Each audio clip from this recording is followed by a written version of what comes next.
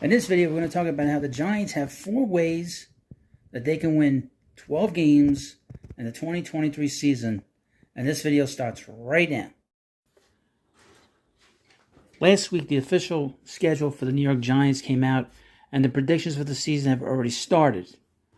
Last year, the Giants shocked the entire football world when they rebounded from a 4-3 season ago, 9-7-1, and made the playoffs for the first time since 2016.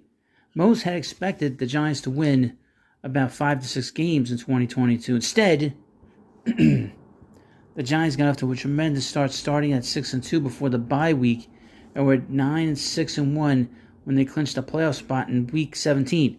Now it's a whole new slate of games for the Giants in 2023.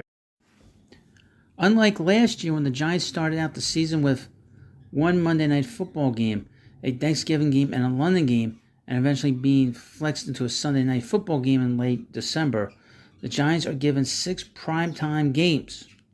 5 if you don't count Christmas versus the Philadelphia Eagles. The world will see just how good this team can be. Here's 4 reasons why they will go 12-5. Number 1, learn to finish and win football games. One of the things the Giants learned how to do in 2022 is win. And not just win, finish the tough games. When they're about to knock off the Tennessee Titans in Week 1 and start off 1-0, it gave the Giants the jolt in the arm they needed. Then they were able to hold off the Carolina Panthers as well. The real jolt and springboard for the Giants season was when they knocked off the Green Bay Packers and Aaron Rodgers in London.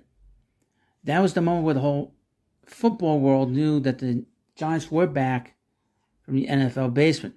In consecutive weeks, the Giants finished off the Baltimore Ravens and Jacksonville Jaguars, both playoff teams, to push them to 6-1.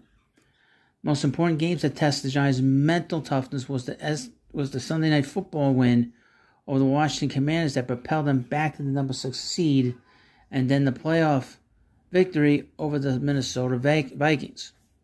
Confidence to win and learn how to finish teams off came with Brian Daboll, and will only continue under the NFL's current Coach of the Year. There's a new culture for the Giants right now. The league needs to understand that.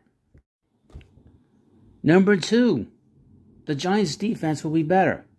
One of the biggest victories of the offseason for the Giants was when Wink Martindale decided to remain the team's defensive coordinator despite having multiple interviews and possible chances at head coaching opportunities.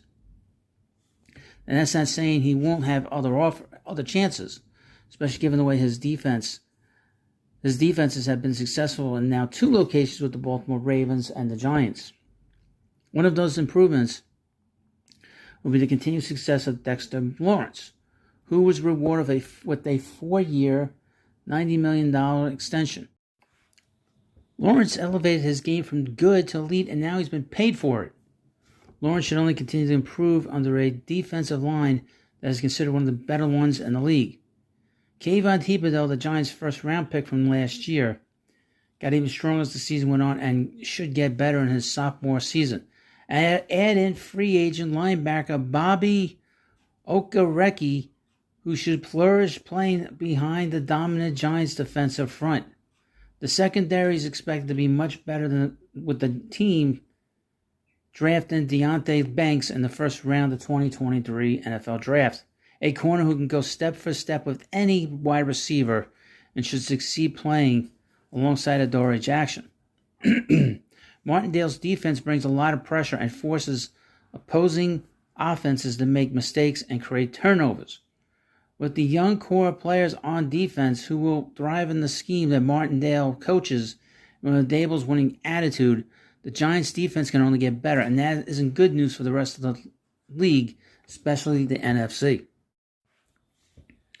Number 3, the improvements with the stability on offense.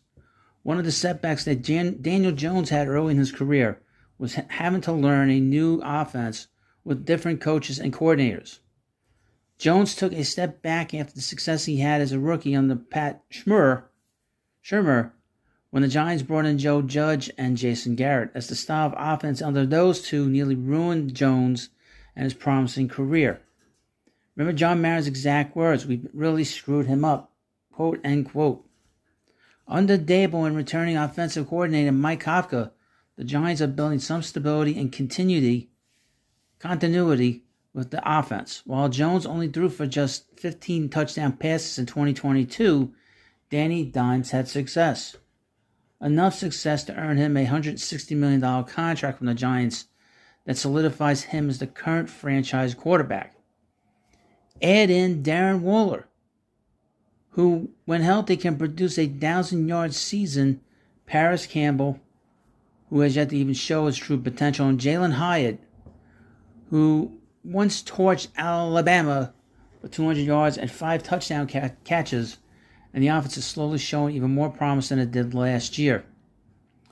Plus, once Saquon Barkley returns from the contract situation, and the Giants putting a beast in the middle of the offensive line and John Michael Schmitz, and the Giants' offense suddenly looks like it will be one of that has to be feared 2023. It will certainly help them come out on top of those contests.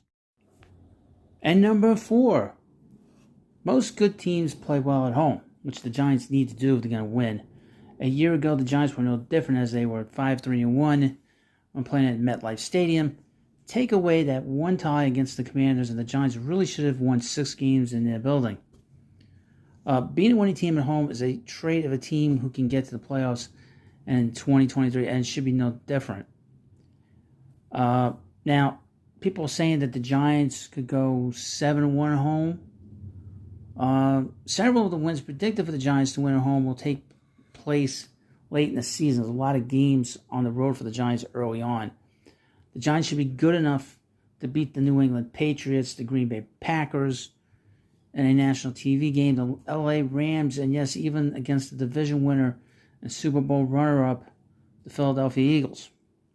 Last year showed the Giants could win some tough games on the road, but they also proved they could protect their own turf, and in 2023, it should be a lot of the same in the potential 12-5 season. So again, these are the 4 reasons why the Giants should go 12-5.